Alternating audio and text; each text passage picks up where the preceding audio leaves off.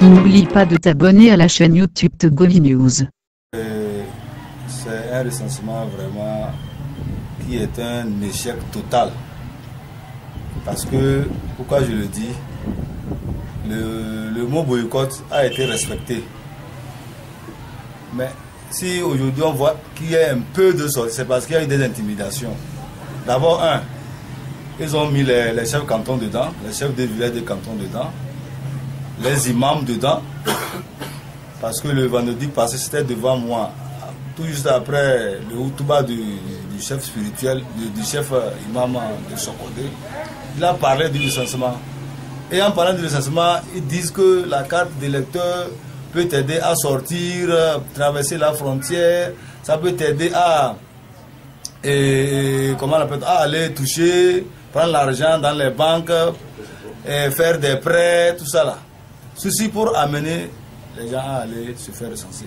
Et quand on suit les listes, c'est surtout les femmes, à cause des prêts au niveau des microfinances. Ça c'est un. De deux, il y a eu aussi des intimidations dans les maisons. Ils ont recruté des jeunes qui rentrent dans les maisons et qui leur disent quoi? Que après le recensement, on va organiser comment appelle-t-on, un jeu pour commencer.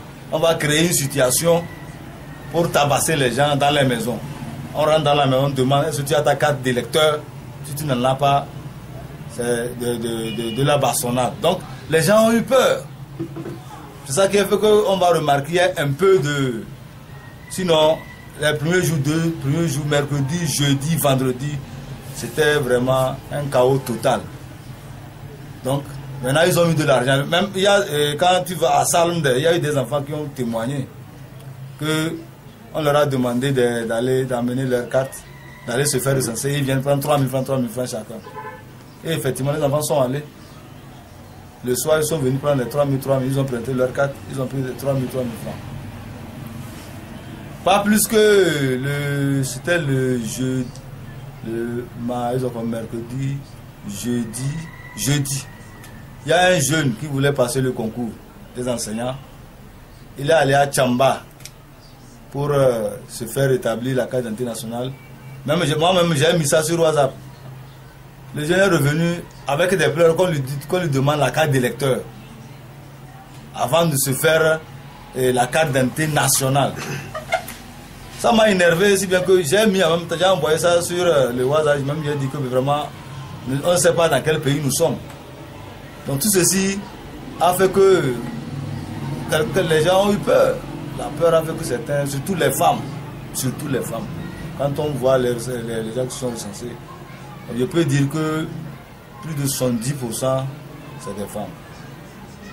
Les aidemans, les imdiamans, quand on voit un garçon, c'est imdiaman, ils disent que quoi?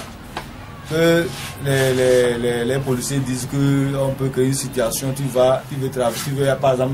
aller à Kédiaoudé parce qu'ils ont des barrières. Ils ont créé des barrières. Par exemple, il y a une barrière à Kédiaoudé, il y a une barrière vers Pario, une barrière vers Tchalo, une barrière vers Yalivo. Donc, ils nous ont cadré carrément. Donc, quand sur Z maintenant, on stoppe le gars, où est ta carte d'électeur? Tu as déjà fait recenser. Il y a quelqu'un qui est venu à moi même hier, il me disait que lui a été prudent, sinon on allait le tabasser au niveau de Yalivo. Il est rentré, on lui demande est-ce que tu t'es déjà fait recenser? Il a dit non, mais est-ce qu'on va circuler avec la carte d'électeur? Si maintenant il égare ça quelque part, est-ce qu'on va lui refaire ça? Donc lui il a ça à la maison. Oh normalement, il n'a pas fait, il ne sait pas faire recenser, mais il a dit ça pour échapper à leur greffe. Voilà la situation que nous vivons dans la ville de Sokodé. Donc ça veut dire que Sokodé est toujours en état de siège? Nous sommes en état de siège. Bon, nous sommes là, peut-être qu'on ne va pas faire 30, vous allez voir les militaires avec leurs véhicules. Il y a 3 véhicules qui circulent, bien remplis, avec des kalachnikovs dans la main. Ils circulent comme ça du matin jusqu'au soir, jusqu'à la nuit. C'est comme ça. Ils ont même augmenté les militaires. Le nombre qu'ils avaient amené avant, maintenant, ils vont encore augmenter. Alors maintenant, vous qui êtes les représentants des partis politiques de la C14, est-ce que vous arrivez facilement à faire vos activités dans la ville? Dans la ville, bon, nous, par exemple, nous arrivons à faire nos activités, mais seulement... Non, vos activités politiques. Politiques, oui, nous arrivons. Mais des réunions, on tient nos réunions hebdomadaires. Sinon, nous arrivons à faire ça. Même nous sommes en train d'organiser une sortie, mais quand on prend les gens, ils disent que est-ce que le préfet ne va pas réagir? Non, il ne va pas nous interdire, il ne va pas faire quoi, il ne va pas faire quoi. Et nous avons dit que bon, comme nous venons de finir le recensement, je ne pense pas qu'ils peuvent nous créer des ennuis. C'est ce que nous vivons à Tchad. Monsieur Saïd, je vous remercie beaucoup. Merci, c'est moi qui vous remercie.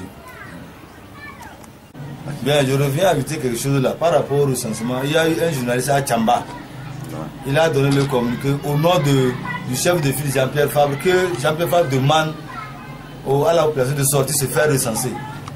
Mais c'est l'honorable Ourako qui a répondu, il a fait même un posting concernant cela que jamais Jean-Pierre Fabre n'a jamais demandé à la population de sortir se faire recenser. Donc c'est des petits jeux comme ça. Non, si je comprends bien, le journaliste a demandé, afin de faire un communiqué oui. Que Jean-Pierre Fabre a demandé aux gens d'aller se faire recenser. Oui. Et le député Ourako a répliqué. Ah, il a répliqué, oui. Pour dire que c'est faux. À Tchamba, oui. C'est faux. Il n'a jamais demandé à la population de sortir. Au contraire. Donc ça veut dire que c'est une stratégie. C'est une stratégie, oui. Faire sortir les gens, quoi. Faire sortir les gens. C'est une stratégie pour que les gens. Du coup, c'est Jean-Pierre qui a dit tout, vous comprenez. Voilà. Donc c'est pour que les gens sortent. Au moins, si on a arrêté le massacre, le peu, il y aura eu. Donc vous comprenez. Il y a des gens qui sont gogo, qui pour eux, ils vont vite avaler. Le temps d'arrêter le massacre, ils sont déjà. Il y aura au moins un petit nombre qui est avalé. C'est des stratégies comme ça qu'ils utilisent pour. Des fois, ils ont des jeunes qui envoient sur les réseaux sociaux, tel a dit ça, tel a fait ça, pour que les gens quittent son parti, pour que les gens aillent faire ce que le gouvernement veut, ce que l'opposition ne veut pas. Bon, tout ça là. Sinon, bon, je ne sais pas comment quelqu'un est ailleurs à Lomé et il lance un communiqué à Tchamba, alors qu'il y a la radio Lomé, il y a la télévision. Concernant la liberté d'expression, c'est ça en parlant à Tchadjo ici. D'abord, nos radios ne sont pas libres. Nous, en tant que responsables de partis politiques, quand on a des émissions, quand vous allez vers la radio même vous impose les directives. Ce qu'il faut dire. Ce qu'il faut dire, que vous ne pouvez pas aller sur ce terrain, vous pouvez aller ici, vous ne pouvez pas aller là-bas. Parce que eux, c'est leur pain ça. On viendra fermer leur radio. Donc c'est comme ça quand on va pour les émissions, les problèmes que nous avons à Tchadjo. C'est qu'eux-mêmes, ils ne font pas, on leur même demande de nous inviter, faire des choses comme ça, mais ils ne le font pas. C'est seulement la radio Médé qui a pris son courage, mais à deux bras, mais présentement, c'est déjà coupé. Après 2 séances. Après 2 séances, c'est fini. C'est suspendu. On ne sait pas quand est-ce qu'ils vont commencer. C'est ce que nous vivons à Tchadjo. Ça ne va pas du tout. Merci d'avoir regardé la vidéo, abonne-toi et partage la vidéo sur les réseaux sociaux, Facebook et WhatsApp.